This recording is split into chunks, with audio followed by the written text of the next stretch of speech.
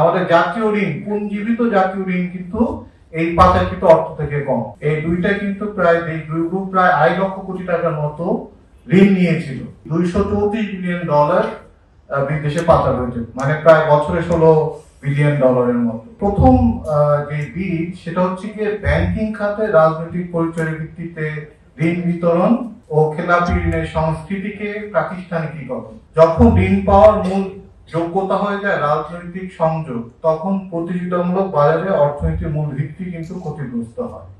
মুষ্টিমেয় ব্যবসায়ী গোষ্ঠী হাতে ব্যাংকিং খাতে নিয়ন্ত্রণ কেন্দ্রীভূত হওয়ার ফলে আমাদের যে ব্যাংকিং সংকট, এটা কিন্তু বাংলাদেশের ইতিহাসে নজিরবিহীন।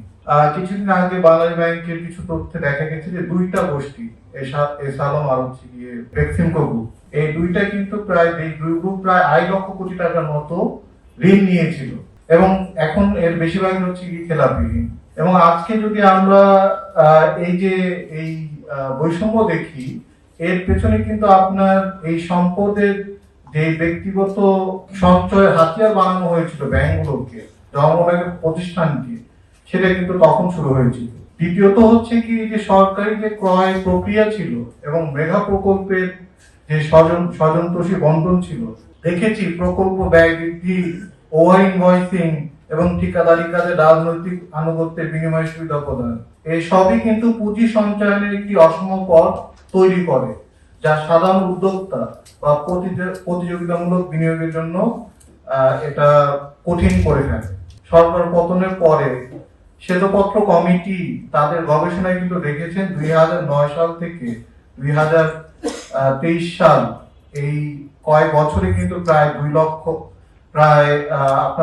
$234 বিলিয়ন বিদেশে পাচার হয়েছে, মানে প্রায় বছরে $16 বিলিয়ন মতো। এবং একইভাবে আন্তর্জাতিক গবেষণা সংস্থা গ্লোবাল ফাইন্যান্সিয়াল ইন্টিগ্রিটি তাদের একটা পৃথক গবেষণায় দেখেছেন 2014 সাল থেকে 2023 সাল পর্যন্ত প্রায় $68 বিলিয়ন এই বাণিজ্যিক মিথ্যা চালান, মানে ওভার ইনভয়েসিং, আন্ডার ইনভয়েসিং করে বিদেশে পাচার করে। এখন এই যে বিশাল পরিমাণ যে পাচারকৃত অর্থ, এটা যদি আমরা মানে তুলনা করি, আমাদের এই যে জাতীয় আমরা যে ঋণের পরিমাণ আমরা দেখি, আমাদের জাতীয় ঋণ, পুঞ্জীবিত জাতীয় ঋণ কিন্তু এই পাচারকৃত অর্থ থেকে কম। আমরা এই যে পাচারকৃত অর্থ, এই অর্থ দিয়ে কিন্তু বাংলাদেশের কয়েক বছরের বাজেট করা যেত, এবং অনেকগুলো মেগা প্রজেক্ট যেগুলো আছে সেগুলো বাস্তবায়ন করা যায়। তৃতীয়ত হচ্ছে আর্থিক প্রতিষ্ঠানে কিন্তু জবাবদিহিতা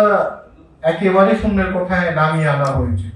যখন নিয়ন্ত্রক প্রতিষ্ঠান স্বাধীনভাবে কাজ করতে পারে না, তখন অনিয়ম ধরা পড়লে তা সংশোধন হয় না, বরং তা পুনরাবৃত্তি হয় এবং প্রাতিষ্ঠানিক রূপ পায়।